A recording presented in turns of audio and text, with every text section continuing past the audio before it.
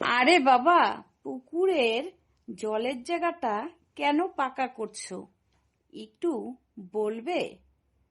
পুকুরের জলের জায়গাটা পাকা করছো কি ঠান্ডা করার জন্য? তুমি কি কারণে এসব করছো আমি তো বুঝতে পারছি না। আমার সব মাথার উপর দিয়ে যাচ্ছে। আমাকে একটু বুঝিয়ে বললে ভালো হয়। তুমি কি কারণে পাকা করছো? বাবা, আমি পুকুরের জলে সাইক্লোনের ক্রিয়েট করছি।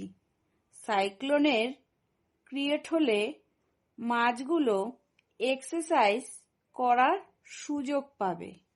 এটা আমার কাছে ইম্পসিবল না। তার জন্যই আমি এই মাছগুলোর একটু এক্সারসাইজ হবে, তার জন্যই আমি এই সব ব্যবস্থা করছি। বুঝছেন বাবা? ও বাবা জীবন, মাছ আবার এক্সারসাইজ করবে? কি যে বলো বাবা জীবন, তুমি কি পাগল হয়ে গেলে নাকি? বাপের জন্মে তো এরকম কথা শুনিনি যে মাছ আবার এক্সারসাইজ করে। আজকে তোমার মুখে এ কথা শুনে আমার তো বড্ড হাসি পাচ্ছে বাবা জীবন। আপনি বুঝবেন না বাবা, হেলদি মাছ খেতে হলে মাছের জিম করা দরকার। না হলে আপনি হেলদি মাছ কি করে খাবেন? তার জন্য আমি পুকুরের মধ্যে একটা জিম খোলার আমার কাছে কোনো ইম্পসিবলই না। জানেন তো বাবা, আপনি শুধু দেখতে থাকেন কত হেলদি। কিরে বাবা, নিজের মাথায় ছাতা না ধরে ধান গাছের মাথায় ছাতা ধরছো কেন? আমি তো রোদে পুড়ে গেলাম। তুমি যে কি সব করছো আমি তো আগাও বুঝতে পারছি না, মাথাও বুঝতে পারছি না। এই যে নিজের মাথা তো রোদে পুড়ে কাঠ হয়ে যাচ্ছে, সেটা দেখছো না?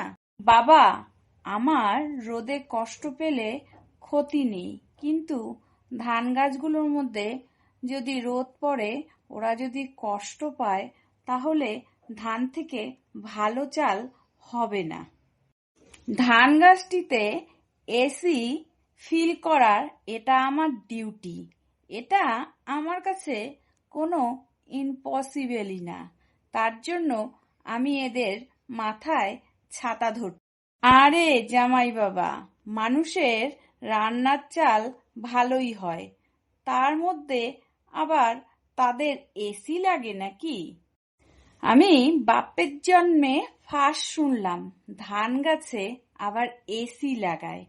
কি যে সব তুমি আবোল তাবোল বকছো, আমি তো বুঝেই উঠতে পারছি না। এসব কীর্তিকলাপ আমি বাপের জন্মে দেখিনি। আগে বাবা, আপনি ওসব বুঝবেন না। এখন ডিজিটাল যুগ। ডিজিটাল ধান বানাতে গেলে এখন সবকিছুরই ব্যবস্থা করতে লাগে। বুঝলেন তো বাবা? ডিজিটাল যুগে ডিজিটাল ধান বানাতে গেলে লাক্সারি ভাবে তাদের সবকিছু ব্যবস্থা করা দরকার। আর এখন ট্রেডিশনাল ভাবে ধান বানানো। বাবা জীবন, পিঠে রেডি হয়ে গেছে। তুমি টেবিলের উল্টো দিকে মুখ করে আছো কেন? কি হয়েছে আমি তো বুঝতে পারছি না বাবা জীবন। এত কষ্ট করে আমি পিঠে করেছি, আর তুমি টেবিলের উল্টো দিকে মুখ করে কেন আছো?